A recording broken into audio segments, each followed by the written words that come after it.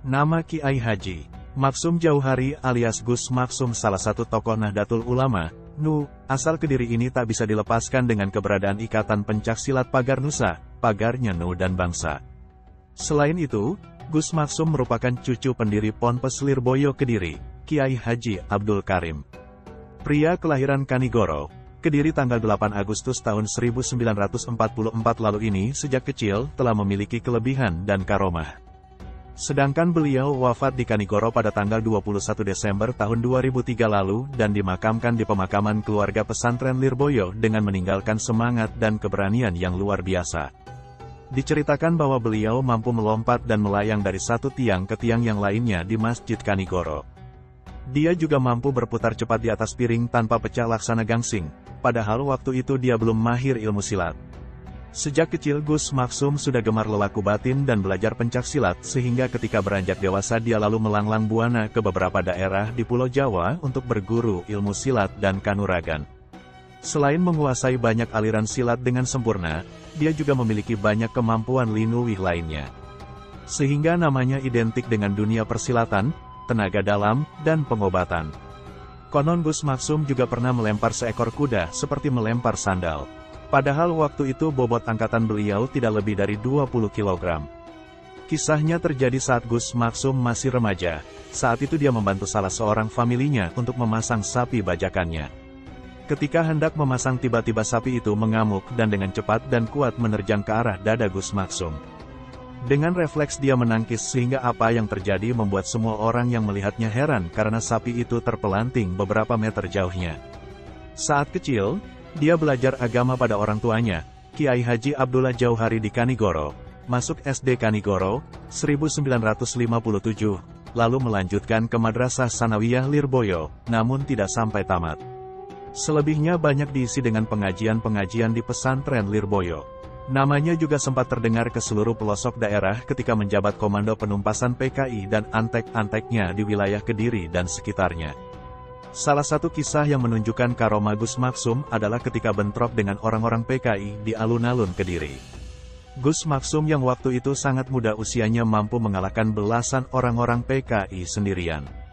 Setiap bacokan dan tebasan senjata tidak pernah bisa mengenai tubuh dia, bahkan senjata lawan selalu berhenti jarak 1 jengkal dari tubuhnya.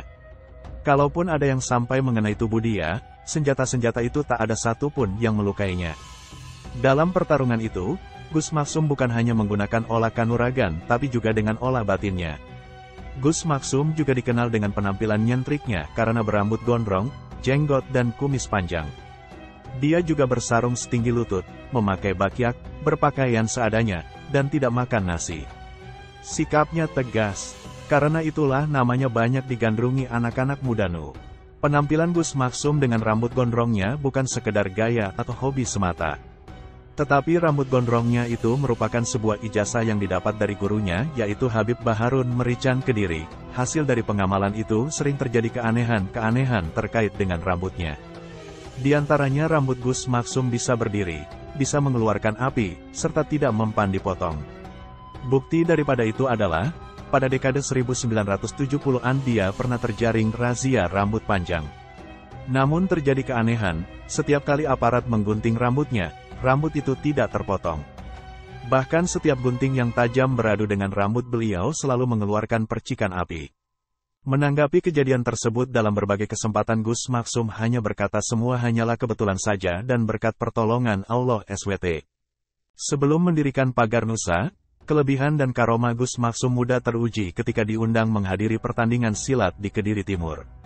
Saat itu dia bertarung melawan pendekar silat dari berbagai macam aliran silat yang sudah berkumpul di situ. Karena telah memiliki bekal dan kemampuan yang terlatih sejak kecil, Gus Maksum mampu mengalahkan puluhan pesilat sendirian. Bahkan lawan terakhir berhasil dikalahkan dengan sangat mudah. Peristiwa ini terjadi saat dia berusia 16 tahun. Gus Maksum juga terkenal dengan kemampuan olah batinnya ketika mampu mengalahkan salah satu raja jin yang berdiam di tubuh salah seorang yang kesurupan. Raja jin tersebut bernama Jin Dempul. Orang kesurupan tersebut berhasil disembuhkan Gus Maksum setelah jin Dempul yang bersemayam di dalam tubuh orang itu berhasil ditaklukkan. Gus Maksum pernah kedatangan tamu dari Semarang yang mengeluhkan kelakuan putranya yang suka mabuk-mabukan dan sering pergi ke lokalisasi. Bahkan putranya sering mengancam akan membunuh orang tuanya. Karena sudah tak tahan melihat kelakuan putranya itu, dia pergi ke rumah Gus Maksum di Kediri, dengan harapan mendapat obat untuk mengobati perilaku anaknya. Tapi yang diharapkan tidak dipenuhi Gus Maksum, dia hanya membuatkan sepucuk surat untuk dibawa pulang agar dibacakan kepada anaknya. Walaupun orang tua itu bingung karena obat yang diharapkannya tidak diberi, dia tetap melakukan apa yang diperintahkan Gus Maksum dengan menyampaikan surat itu kepada anaknya. Dan begitulah setelah surat itu dibacakan kepada anaknya dalam waktu singkat kelakuan anaknya yang sebelumnya tidak bisa dikendalikan perlahan berubah.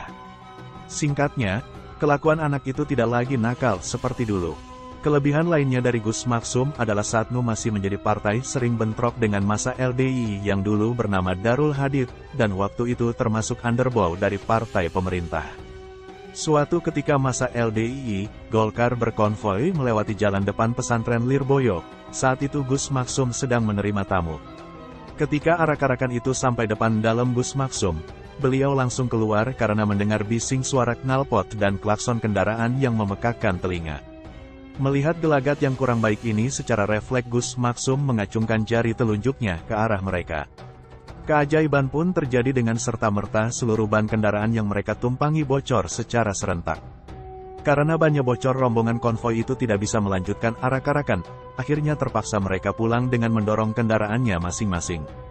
Kelebihan ini juga terbukti ketika dia diundang pengajian di daerah Sragen, Jawa Tengah pada 1999.